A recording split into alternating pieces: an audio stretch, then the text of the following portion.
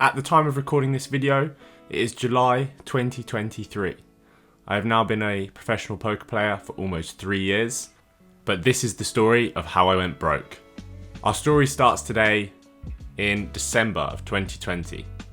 COVID was at its height and I had decided to go full-time as a professional poker player after finishing my job as a personal trainer, which I had a business of for 5 years.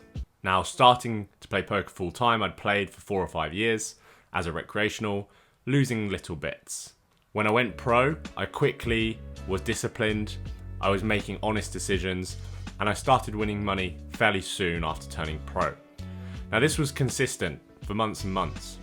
I started at 50 NL, went up to 100 NL, I was playing leaderboards to start with, and then moved to 200 NL when I felt like I had the appropriate bankroll. All of this happened over a 6 to 8 month period.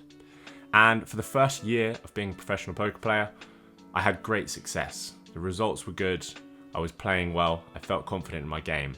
I was averaging between 3,000 and 5,000 British pounds earned per month. Some months more, some months a little bit less. I was averaging around there.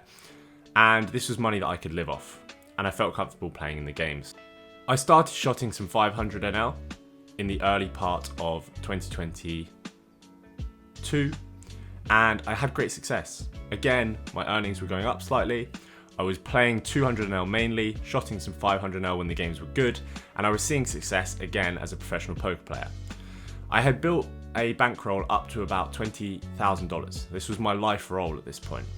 Coming towards the end of July in 2022, I decided that I would really go for it and really push on and play 200 NL as much as I could. When I started playing these games heavily, I started to hit a slight downswing. Now, I wasn't worried at this point. I'd been on small downswings before across the last few years. I hadn't had many issues with them, and I'd always been able to recover, keep playing, maybe move down the stakes just slightly, and then continue on. Over the course of the next 2 to 3 months from this period, I just got battered. I couldn't win a hand at all. I wasn't playing 500 NL anymore. I was down at 200 NL predominantly. I still felt like I was making great decisions, but I just could not win. I could not win at all. I was questioning myself. I was speaking to my family. I was speaking to my girlfriend. I felt like in this scenario, I was a degenerate gambler. I'd been winning money playing poker for 18 months, at least. And I felt like I had a skill edge in the games. And the money that I'd lost was very small. It was 1 month's earnings, 2 months' earnings by this point. But my 20k bankroll was starting to diminish. And over the course of that 3-month period in 2022, I lost $8,000 playing the game of poker. Now, you're going to say, well, you had $20,000, so you didn't go broke. Remember, guys, that was my life bankroll. So I was living off that money. I was spending that money. I was playing the game on that. And so when you lose $8,000 and your life roll is 20 and you've got 3 months of living, all of a sudden you don't have money to play poker with.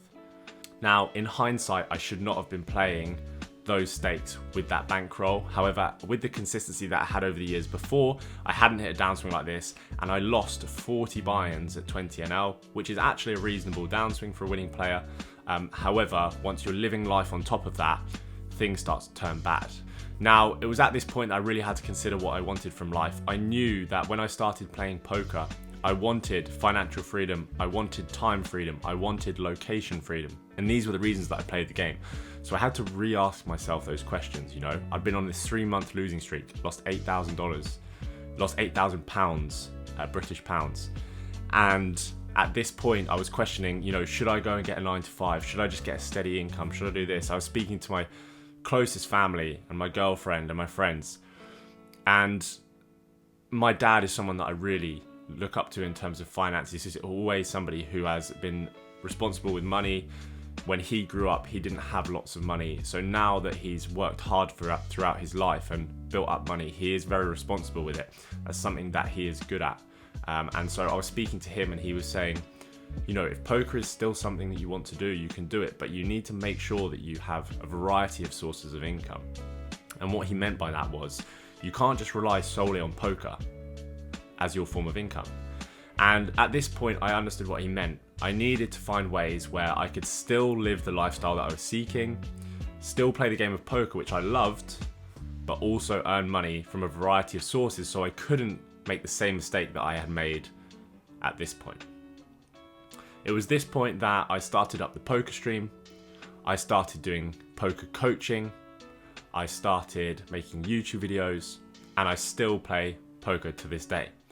So guys, if there's anything I can say, it would be that if you're going to play poker as your sole source of income, you need to make sure that you are extremely well rolled. I was winning consistently good money for 18 months, had a 3-month period where I just got absolutely battered. Nothing I could do. There wasn't a play I could have made. There wasn't a book I could have read. Just the way it was.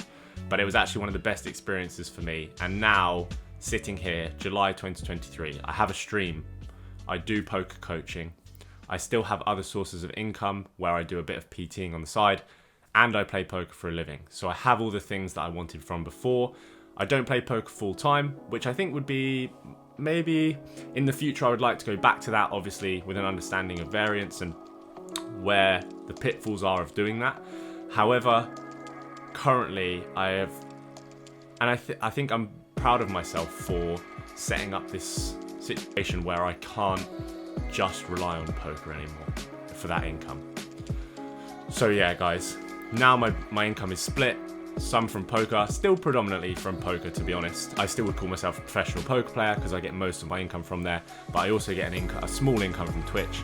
I get a good income from coaching poker, and I get a good income from doing some personal training as well. So I hope you guys enjoyed this video. I hope you found it useful. I would like to say, if you have any questions, please stick them in the comments below. I would definitely be interested to see what people think. And yes, thank you for watching the video. Like and subscribe, it would help me massively.